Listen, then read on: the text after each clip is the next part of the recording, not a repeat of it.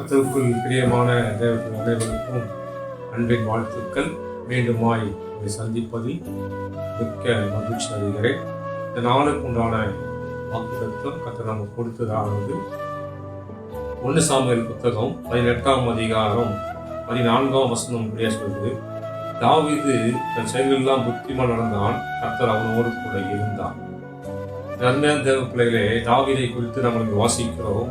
அநேக காரியங்கள் கர்த்தருக்காக அவர் செய்து முடித்தான். அதே போல இங்கே அவர் தாவீதை பார்த்து அந்த ஸ்திரீகள் ஆடி பாடுகையில் சவுல் கொன்றது 1000, தாவீது கொன்றதோ 15 முறையாக இதை கேட்ட சவுலுக்கு ஒரு எரிச்சல் வந்தது.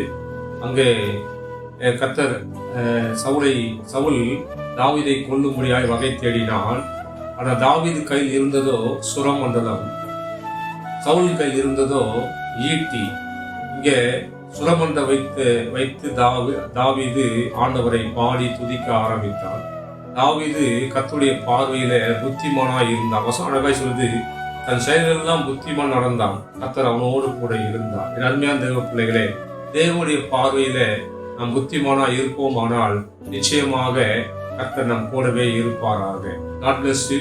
கர்த்தர் தாமே உங்களை ஆசீர்வதிப்பாராக. அன்பின் பரலோக தந்தையே, இயேசுவின் நாமத்தினால இந்த காலையில் வேண்டுமாய் உங்களை நோக்கி பார்க்கிற தாவே, இதோ ஆண்டவர் கேட்ட இந்த பிள்ளைகள் தாவீதை போல உங்களுடைய பார்வையில முக்கியமான இருக்கும் போது ஆண்டவர் கூட இருந்து பாதுகாக்க வேண்டும் என்று செபிக்கிறோம். God bless you.